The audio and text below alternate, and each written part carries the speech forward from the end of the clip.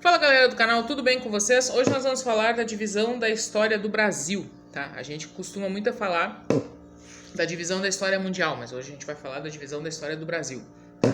O Brasil tem uma divisão assim como a história mundial, certo?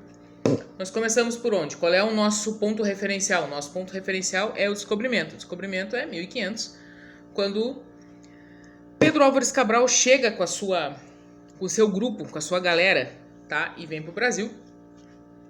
Pero Vaz de Caminha escreve, né, para o rei de Portugal, dizendo que tudo que se planta aqui dá. Isso quer dizer que a terra é fértil e produtiva. Uma informação importante para o então rei de Portugal, porque essa colônia valeria a pena. Tá? Dentro dessa estrutura, como nós temos um ponto-chave que é o descobrimento do Brasil, nós vamos para trás disso, como toda boa história. Então nós temos um período chamado pré-colonial, que é antes do Brasil ser uma colônia, tá? Para a gente poder traduzir isso rapidamente. Que é aquele período onde viviam quem? Os nossos nativos, tá? Os indígenas, de um modo geral, muitos povos, muita gente viviam com seus costumes, da sua maneira, com aquilo que a terra dava para eles, e eles viviam muito bem, obrigado. Tá?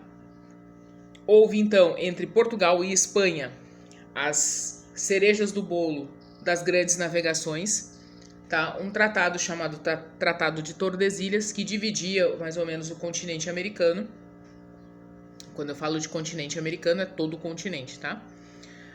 Basicamente, né, a gente visualiza essa parte de trás do continente, que é essa parte daqui, América do Sul, tá? Então a gente dividiram a América do Sul, tá? América Central, tá? A América foi dividida, tá? E tem um ponto referencial na cidade de Laguna, Santa Catarina, um ponto referencial dessa divisão.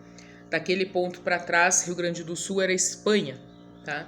E daquele ponto para diante era Portugal, que daí era o Brasil subindo, tá? O Brasil descendo em direção à Argentina, nós temos Espanha, tá? E o Rio Grande do Sul entra como Espanha, até depois ter a Guerra dos Sete Povos das Missões, para ver com quem fica o território rio-grandense, e fica com os portugueses que ganham a batalha. Mas, no primeiro momento, é Espanha, tá? Com esse Tratado de Tordesilhas, 1494, se inaugura então um período pré-colonial, porque daí eles foram em busca de novas colônias, de novas terras, de novos países, de novas situações, tá? Para desbravamento, tá? Colônia de exploração no primeiro momento, depois colônia de povoamento, tá? Temos o descobrimento do Brasil, 1500, inaugura então um novo período, tá? Esse período, tá? Essa intermediação entre pré-colônia até chegar efetivamente no período colonial, nós temos 30 anos, tá? É de 1500 a 1030, tá? 1530. Por quê? Porque é quando vai e vem navegações, até que se organiza um grupo que vem para colonizar o Brasil junto com os nativos, tá? Só para a gente poder entender. Então, o período colonial ele começa em 1530 e vai até 1822, com a proclamação da independência do Brasil, tá? Dentro desse período colonial, nós temos dois grandes momentos. 1534, quando dividem o Brasil em capitanias hereditárias, tá? Para poder fazer render, tá? É como se fosse um sistema feudal dentro da colonização do Brasil. Passados uns anos, vem o governo geral e aí existe um representante de Portugal efetivo, funcional, dentro do Brasil, para poder organizar isso e de forma que o Brasil mande e exporte tudo que tem de melhor para Portugal e mande financeiramente também. Tá?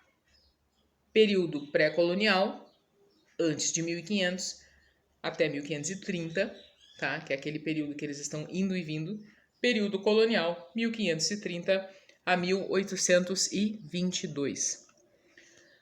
Dentro desse período, tá? Nós temos grandes eventos, tá? Então, já falei das capitanias hereditárias, falei do governo geral, vai passar um tempo, vai começar a escravidão, tá?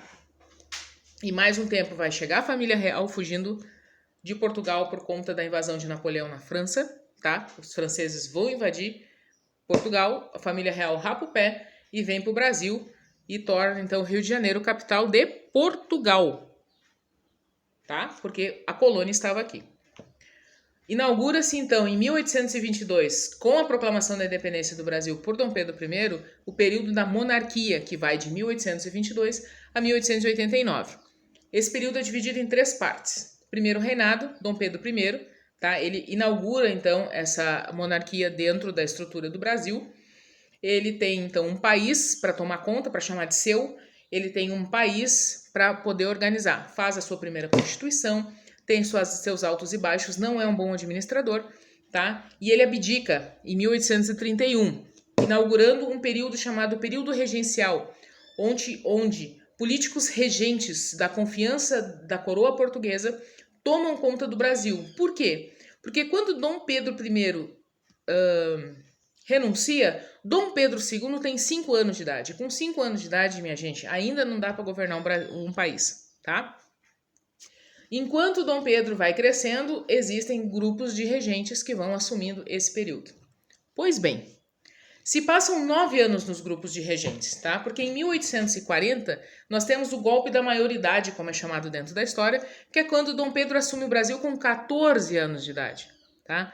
Passa-se esse pequeno período das regências, há um turbilhão de coisas acontecendo, são quando tem as revoltas, revolta farroupilha, cabanagem, sabinada, tá? Malês, é quando a gente tem as revoltas na tentativa de que o Brasil volte a ser Brasil fora de Portugal, tá?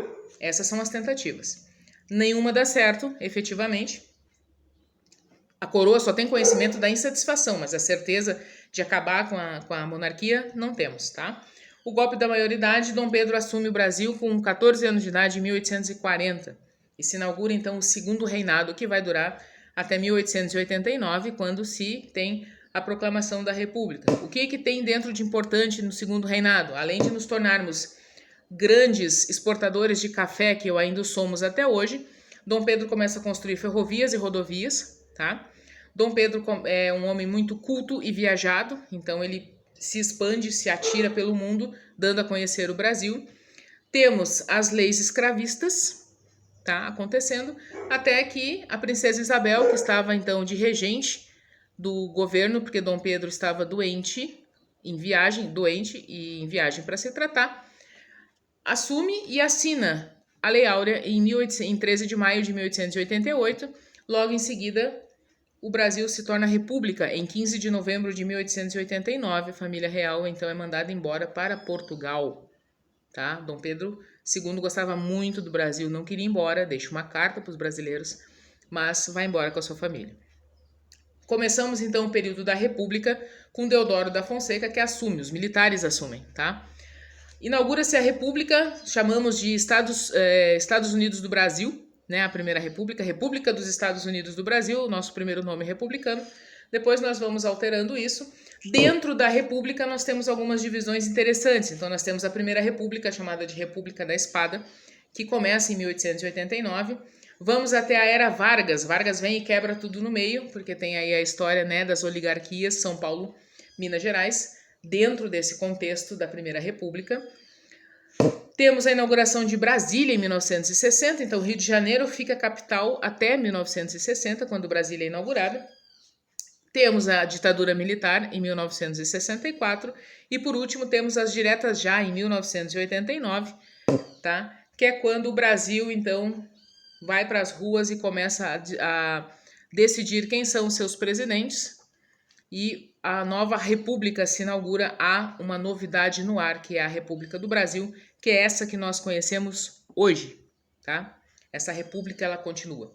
Apenas um parênteses, nós paramos a contagem dos anos corridos da república quando se inaugura um outro regime de governo, que é a ditadura militar. Então, de 64 a 85, 86, por aí, nós temos um regime militar. Essa contagem não entra para os anos da república, ela entra para os anos da história do Brasil, mas não da república, tá? República recomeça a sua contagem a partir dali do final, né, da finaleira da ditadura militar, as diretas, Tancredo Neves, que morre antes de assumir, e aí entra José Sarney, e a partir dali nós temos vários governantes até o governante atual, certo? A história do Brasil, muita gente não acha ela interessante porque não tem grandes emoções como a Revolução Francesa, independência dos Estados Unidos, os mistérios, as coisas, tá? Mas ela é uma história muito interessante para ser vivida, para ser lida, para ser estudada, né? Há muitos pormenores dentro dessa história que vale a pena a gente ir atrás, certo? Essa foi a divisão da história do Brasil. Até a próxima.